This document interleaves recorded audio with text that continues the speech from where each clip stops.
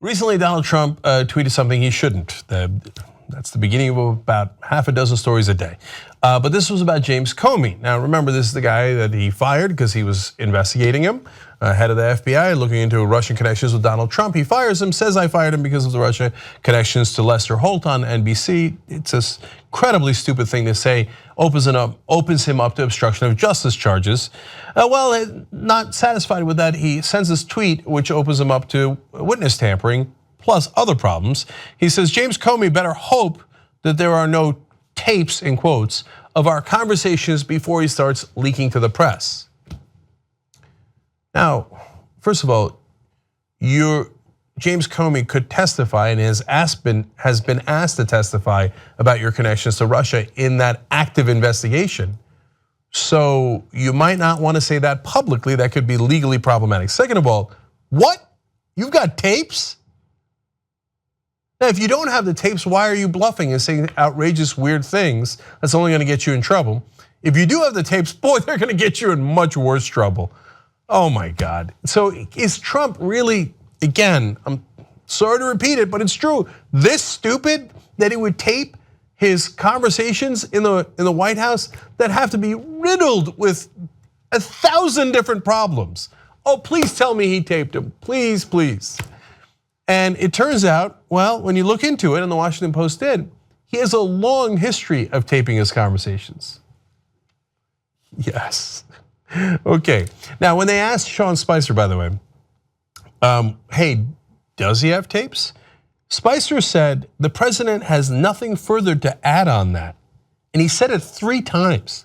He refused to say whether the White House still has an active taping system. Oh, ladies and gentlemen, he got himself. Oh, you schmuck, what are you doing taping the conversations you're having? There's no way there isn't like 1,000 terrible things on those tapes. You think this guy's savvy enough to cover up his crimes, etc.? Oh, you know that he's reaching out to Mike Flynn right now?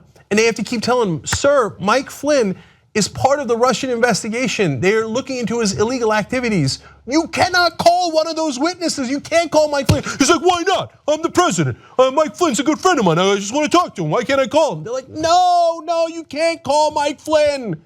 That would be illegal. You know why he wants to call Mike Flynn? Because Mike Flynn knows. He wants to make him an offer. Please say it on tape. Let him call Mike Flynn. Let him call him. Okay. Throughout Donald Trump's business career, now this goes to the explanation of how often he's taped, some executives who came to work for him were taken aside by colleagues and warned to assume that their discussions with the boss were being recorded. John O'Donnell, who used to run Trump Plaza Hotel and Casino, said there was never any sense with Donald of the phone being used for private conversations. He said talking on the phone with Donald was a public experience. You never knew who else was listening.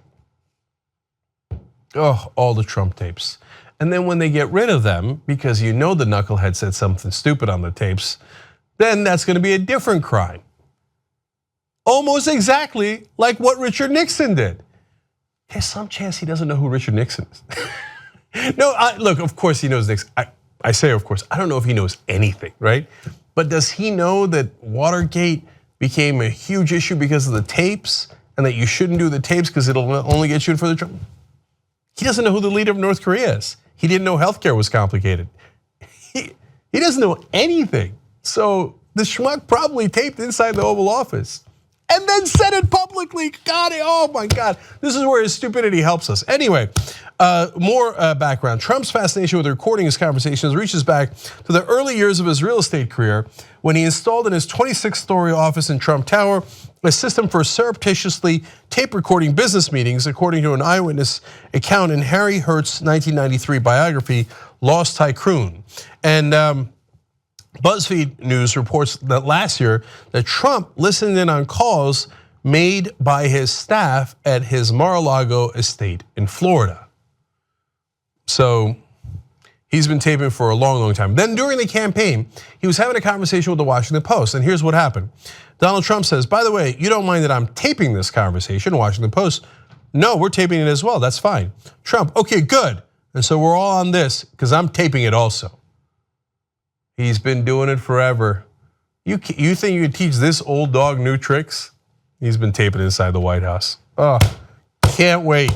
Can't wait to hear those tapes. Okay, last spring when two Post reporters visited Trump in his office for another interview, Trump, in the middle of telling the story about how he demolished the Manhattan landmark that had stood where Trump Tower is now, asked his guests if they would like something to drink. In the same quiet voice in which he'd been conducting the interview, Trump said, "Okay, 2 waters and a Coke." The interview resumed, and less than a minute later, a secretary walked in with the drinks. No one other than the reporters and Trump had been in the office, and Trump never signaled a drink request to anyone outside the office. And it goes on, and they have all these descriptions of the secretaries knowing exactly what was being said, let alone other people that knew conversations that they thought were private with Donald Trump. He's been taping for decades. Now, finally, Washington Post explains, a post-Watergate reform measure, the Presidential Records Act of 1978, requires presidents to preserve and archive recordings made in the White House. So, you can't get rid of the tapes. If you do, that's a different crime. Na na na na na na na. You know that thing about if you never learn from history, you're doomed to repeat it? Well, this is the chickens coming home to roost. Donald Trump has never done any research, has never done any homework, spoiled little brat, never bothered to learn anything about history. So it appears he just repeated it. Young Turks membership creates independent media. Believe me. No ads. Believe me. All the shows. Believe me. On demand. Believe me. Support independent media. Believe me. It's awesome, tremendous. You'll love it. Believe me. And by the end, you'll be thinking, I'm like a smart person. tytnetwork.com/join.